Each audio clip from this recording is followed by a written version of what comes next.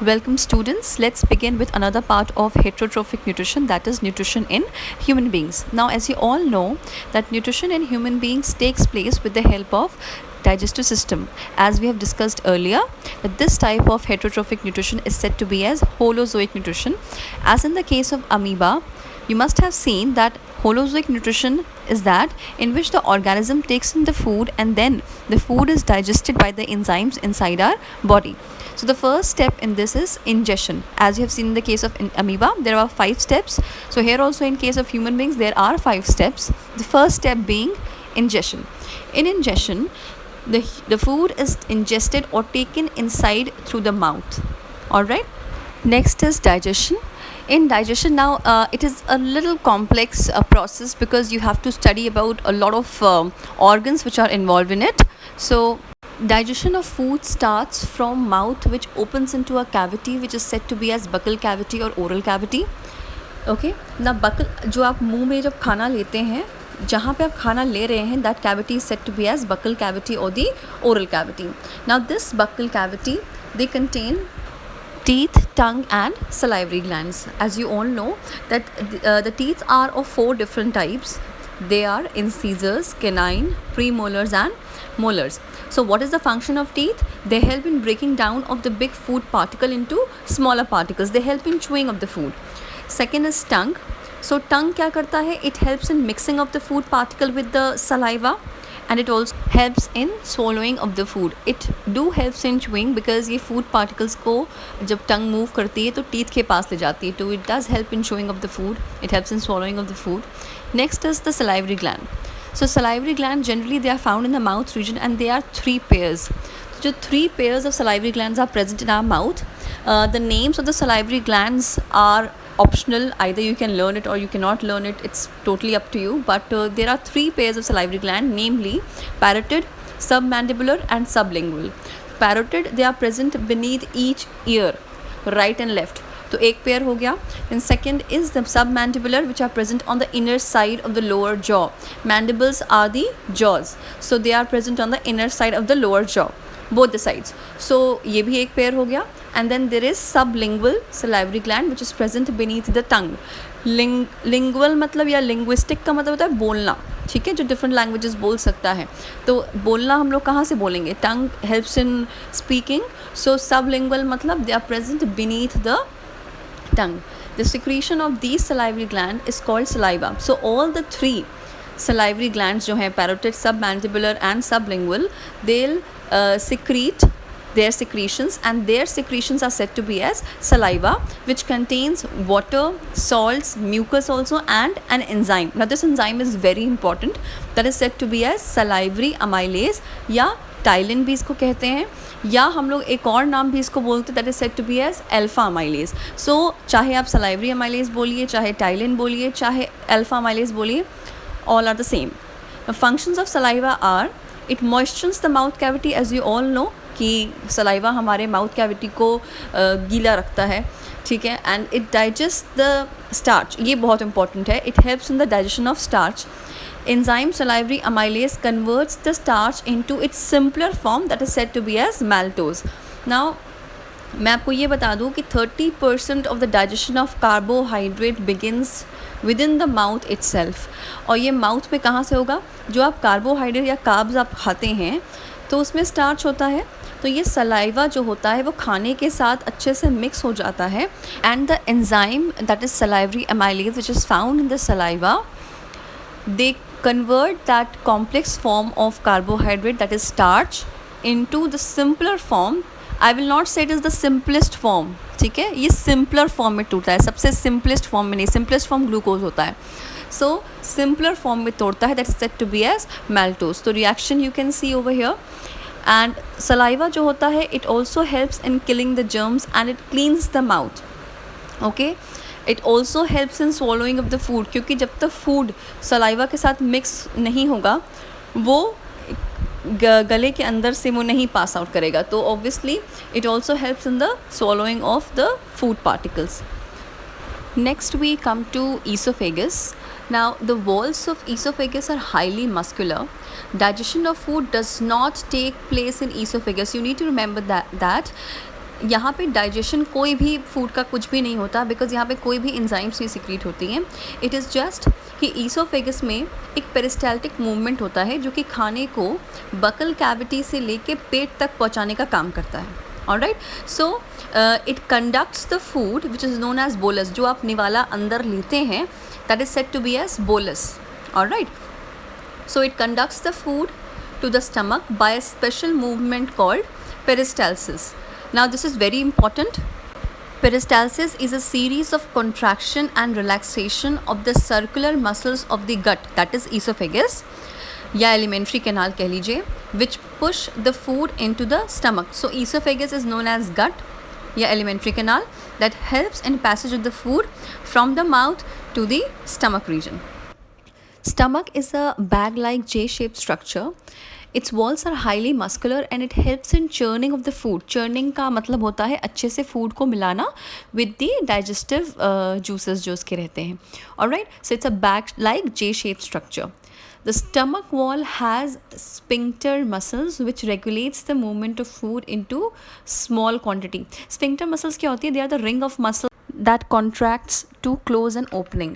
So it regulates the movement of food into small quantity inside the stomach. तो stomach के entry point पे और exit point पे ये स्फिंक्टर मसल्स पाई जाती हैं. बॉडी के और सब भी हिस्सों में स्फिंक्टर मसल्स पाई जाती हैं, जैसे यूरिनरी ब्लैडर में हो गया. ठीक है, तो बहुत सारी जगहों पे स्फिंक्टर मसल्स पाई जाती हैं. तो stomach has gastric glands present in its wall.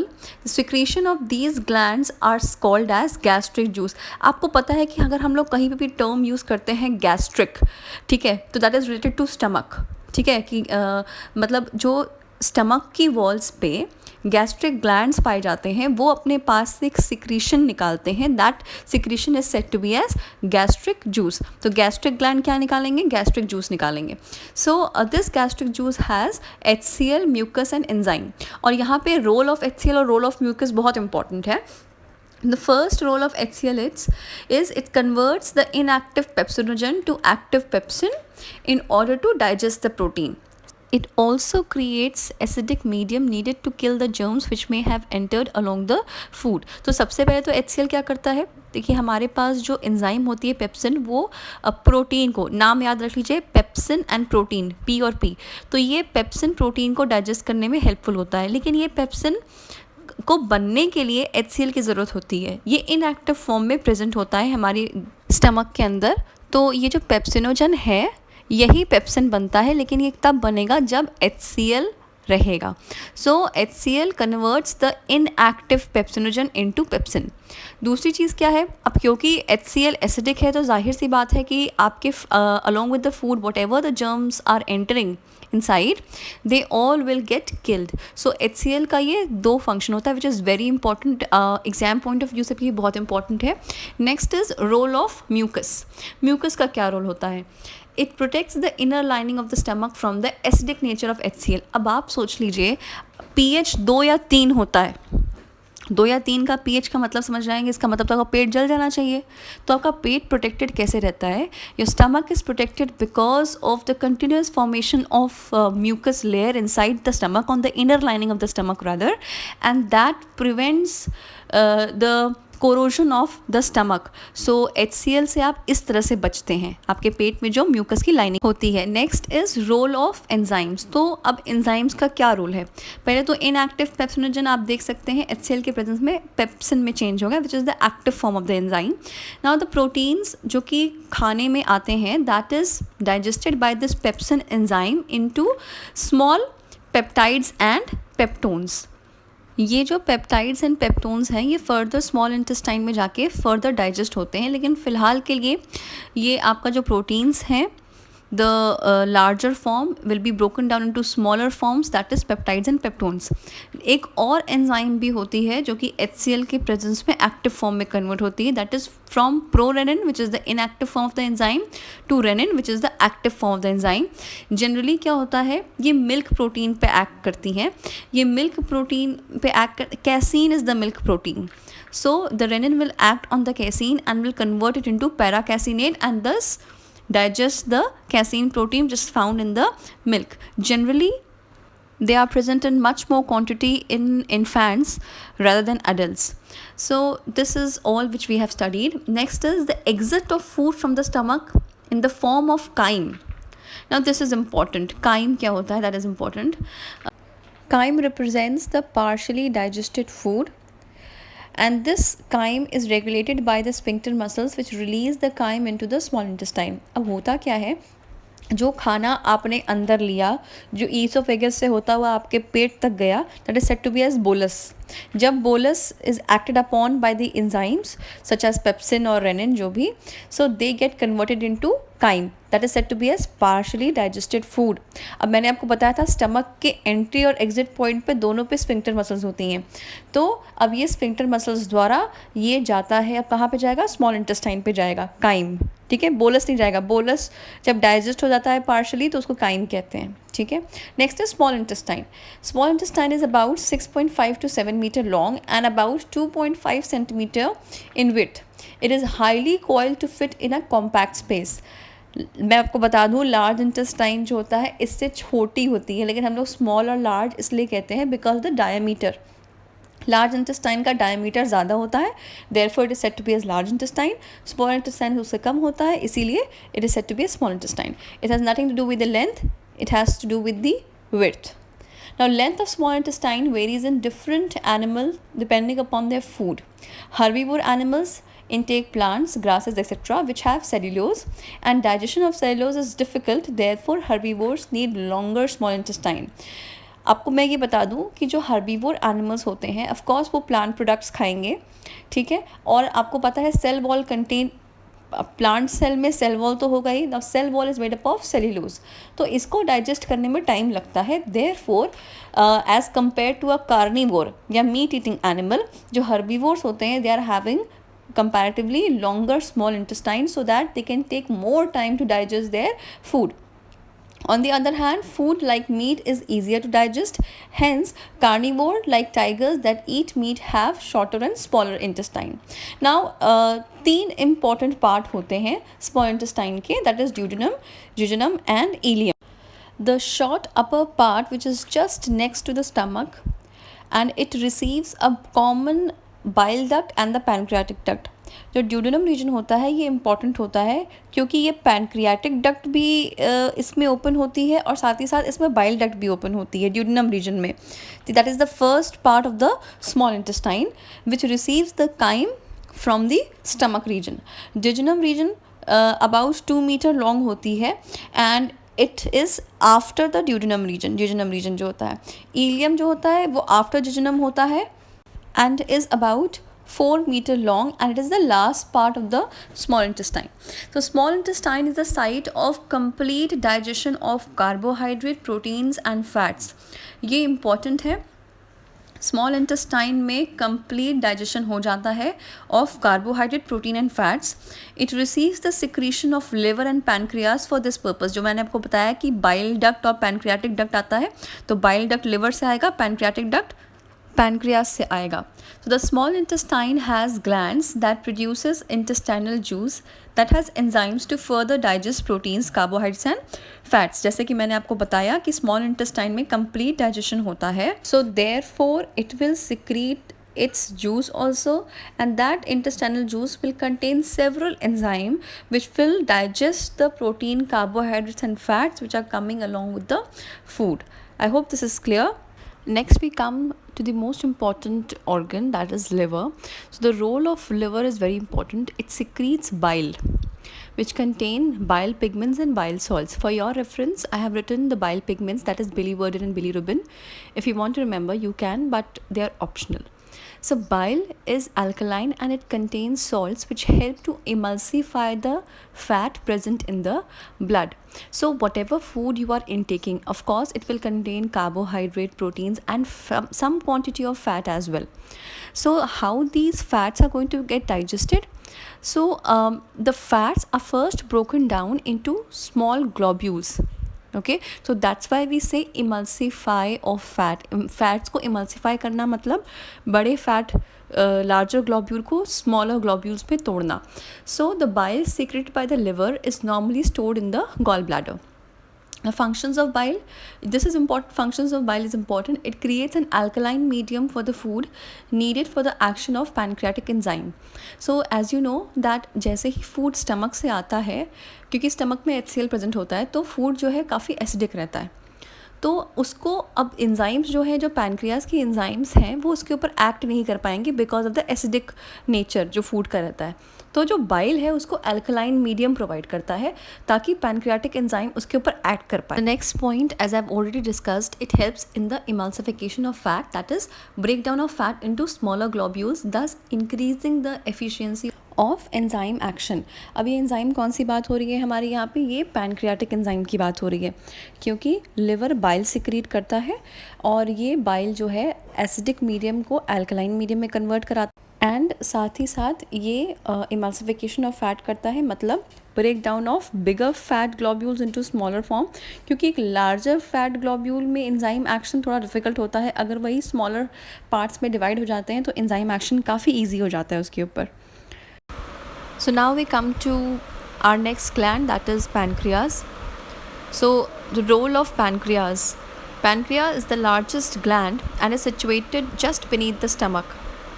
Second largest gland हमारा होता है, अच्छा आप मुझे कमेंट सेक्शन में बताएंगे कि कौन सा सेकंड लार्जेस्ट ग्लैंड होता है. पैनक्रियाज तो लार्जेस्ट ग्लैंड है, but which is the second largest gland, and is situated beneath the stomach.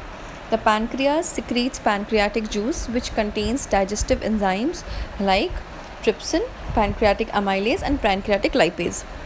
देखिए आपको ये तीन मेन एंजाइम याद रखनी है, that is trypsin, pancreatic amylase and pancreatic lipase. इसके अलावा पैनक्रियाटिक जूस में और भी एंजाइम्स होती हैं, but that is not there in your course right now, that you will be studying in higher sections. So namely जो trypsin होता है that is active in the alkaline medium. तो जैसे जो बाइल आया था ना, जिसने काइम को अल्कलाइन मीडियम में कन्वर्ट कराया था so that the pancreatic enzyme can act on it, these are the pancreatic enzymes which have to act on the material. Now the leftover starch is digested by the pancreatic amylase. See, the starch is always digested by the amylase. अगर mouth में था तो that starch was digested into maltose by salivary amylase, क्योंकि saliva का था. अब इसमें क्या होता है, पैनक्रियास से निकला है ये amylase, इसलिए पैनक्रियाटिक amylase हो गया. So that is digested into maltose. Now the peptones are the peptides which are made in the stomach. ठीक है, प्रोटीन जो पेप्टोन्स और पेप्टाइड में बनता है, टूटता है. Now these peptones and the peptides और some left over proteins, they are digested by the trypsin into smaller peptides. The fat which were emulsified, the larger globule small globule पे टूटा था, emulsification of fat. Now this fat is digested by the pancreatic lipase into its simplest form, that is fatty acid and glycerol. Next we come to role of intestinal juice. Now as I said earlier that small intestine भी अपना एक juice निकालता है which is said to be as intestinal juice. Alright, so the small intestine contain glands which secretes the intestinal juice. The intestinal juice contains enzyme and these enzyme complete the digestion of food. Duodenum region में तो bile juice और pancreatic juice आता ही है, लेकिन जो duodenum और ileum region है उस पर भी glands होते हैं जो कि secrete करता है क्या, intestinal juice. और वो intestinal juice जो है वो पेप्टाइड्स और प्रोटीन्स जो भी बचे कुचे रहते हैं उनको सिंपलेस्ट फॉर्म में तोड़ देता है, that is amino acid. Protein का सिंपलेस्ट फॉर्म क्या है, अमाइनो एसिड. कार्बोहाइड्रेट को भी उसके सिंपलेस्ट फॉर्म में तोड़ देगा, दैट इज़ ग्लूकोज. फैट्स का भी सिंपलेस्ट फॉर्म होता है फैटी एसिड एंड ग्लिसरॉल. तो these are the end products of digestion. ये याद रखिएगा, प्रोटीन का एंड प्रोडक्ट क्या होता है, अमाइनो एसिड. कार्बोहाइड्रेट का एंड प्रोडक्ट क्या होता है, ग्लूकोज. एंड फैट्स का एंड प्रोडक्ट होता है fatty acid and glycerol. I hope इतनी चीज़ें आपको समझ में आ गई होंगी. और नेक्स्ट इज़ एब्जॉर्प्शन. अब जैसे आपने पढ़ा था ingestion, digestion, absorption, assimilation and ingestion, ये 5 स्टेप्स होते हैं. तो now we come to absorption. The inner walls of the intestine contain numerous finger like projections called villi. जो इंटेस्टाइन की जो इनर लेयर होती है that contains finger like projection which are said to be as villi which increase the surface area for the absorption of digested food. Now this absorption of food takes place quickly and goes into the blood through the blood vessels in the villi. अब आपको पता है जो भी खाना digest हुआ है, जो एंड प्रोडक्ट्स आपने अभी देखे थे बने थे, अमाइनो एसिड्स हो गया, ग्लूकोज हो गया, फैटी एसिड एंड ग्लिसरॉल हो गया, ये सारी चीज़ें रिक्वायर्ड है बॉडी को और वो बॉडी के अंदर एब्जॉर्ब एब्जॉर्ब होती हैं. ये किसके द्वारा एब्जॉर्ब होंगी? These are absorbed by the finger-like projection which are said to be as villi, and then they are taken into the bloodstream through the blood vessels. Next is assimilation. The blood carries digested food to all the parts of the body where it gets assimilated into the cells. जाहिर सी बात है कि ये सारी चीज़ें जो blood stream द्वारा जाती हैं, ये they are assimilated inside the cells. The assimilated food is then utilised for obtaining energy, building up of new tissues and repair of old tissues. So food is stored in the form of glycogen, and oxidation of glycogen provides energy. Now this means that food क्यों assimilate होता है हमारी body में? Food इसीलिए assimilate होता है ताकि जब कभी भी हम लोग को ज़रूरत पड़े, हम लोग को एनर्जी मिल जाए. जैसे फूड किस फॉर्म में स्टोर होता है हमारी बॉडी में? ग्लाइकोजन के फॉर्म में. तो glycogen is broken down to release energy. So this energy can be utilized in building up of new tissues and repair of the older tissues. So next we come to egestion. So egestion means the undigested food is sent to the wider tube called large intestine. अब यहाँ पे large intestine का part आ जाता है. Large intestine में there are 3 portions. One is cecum, one is colon, another one is rectum. This colon represents the largest या longest part I would say, and ये colon 3 part पे divide होता है. That is ascending colon, transverse colon and descending colon.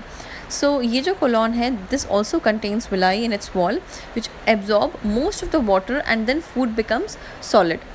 This solid undigested food then enters into the rectum where the fecal matter is removed from the body via anus. So the exit of this waste material is regulated by the anal sphincter. मैंने आपको बताया था sphincter muscles बहुत जगह पे present होती हैं जो कि regulate करता है entry and exit of the substance. So that is regulated by the anal sphincter. I hope this part is clear to you all. Now we have a diagram over here of human digestive system, and let's take a brief recap. See, you can see that there is mouth and oral cavity. Alright, so mouth will contain the oral cavity, and in the oral cavity there will be salivary glands present. As I told that there are 3 pairs of salivary gland.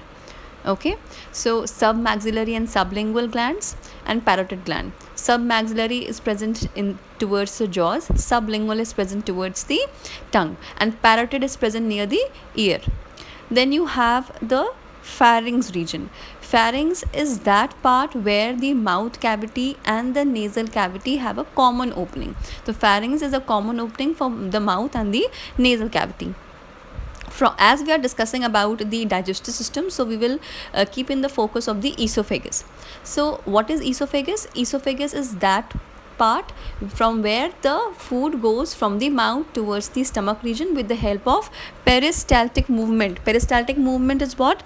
There is a rhythmic wave of contraction and relaxation so that the food may pass from the mouth to the stomach region. Alright, now once the food enters the stomach region, you know that there are sphincters muscles which are present in the stomach region at the opening of the stomach region. That means at the entry point of the stomach region and the exit point. So all the gastric juice will mix with the food and will convert the bolus, जो अंदर enter करता है वो bolus होता है, that will convert the bolus into chyme, and there will be digestion of the proteins in the stomach. याद रखिएगा protein का digestion होता है stomach में. And then it comes the small intestine का जो part है, that is the duodenum region. इस duodenum region में you can see that the liver and pancreas are present. ठीक है, duodenum region के पास तो liver and pancreas are the accessory glands which help in digestion. You can see liver, वहाँ पे gall bladder present होता है. Gall bladder stores the bile juice, and जो मैंने अभी mark किया है that is the bile duct. Whereas in pancreas आप देख सकते हैं pancreas में जो एक duct present होती है that opens into the duodenum region, that is said to be as the pancreatic duct. You can very well see over there, that is the mark which I have made just now, that is the pancreatic duct, and that are pancreas. So pancreas will release their pancreatic juice into the duodenum region, and bile juice will be released by the bile duct into the duodenum region, so that the digestion of the food can take place. और bile क्या करता है, acidic medium को alkaline बनाता है, and pancreatic enzyme फिर उसके ऊपर एक्ट करती हैं. Then the food comes into the duodenum region. Pancreas में 3 एंजाइम्स रहती है, trypsin, pancreatic amylase and pancreatic lipase, फिर फूड ज्यूजनम रीजन में आता है, फिर इलियम रीजन में आता है, and there is complete digestion of the food. Next the food will pass to the large intestine part. Large intestine में you can see there is caecum. And caecum is connected to the ilium, and then there is colon. Colon के 3 part हैं. Alright, there is ascending colon, you can see transverse colon and descending colon. ये 3 part होते हैं. Colon थोड़ा बड़ा area होता है, और जैसे ही फूड कोलॉन से पास करता है वो वाटर रीएब्जॉर्प्शन वगैरह इसमें होने लग जाता है. मतलब जो लिक्विड फूड जो होता है डाइजेस्टेड फूड होता है, और जो अनडाइजेस्टेड फूड जो इसमें जाता है उससे वाटर रीएब्जॉर्ब करता है, क्योंकि पानी हमारी बॉडी के लिए ज़रूरी है. एंड देन जो सॉलिड फीसेस होती हैं वो रेक्टम पार्ट में जाके वो एक्यूमुलेट हो जाती हैं, and then it is thrown out of the body with the help of anus. Okay, so anus is the last part from where the undigested food is thrown out of the body. Acha, one more thing which you can find near the cecum region is the vermiform appendix written. Alright, vermiform appendix is the vestigial organ inside our body. Vestigial organ इसलिए कहा जाता है because they were functional in our ancestors, but हमारे में ये non functional होते हैं. It is just like a waste. But they are present because हमारे एंसेस्टर्स भी प्रेजेंट थे. सो ये उनके में ज़्यादा डेवलप्ड होते हैं which are more into herbivore diet. So I hope you all have understood. Thank you so much. Please do subscribe the channel and keep watching.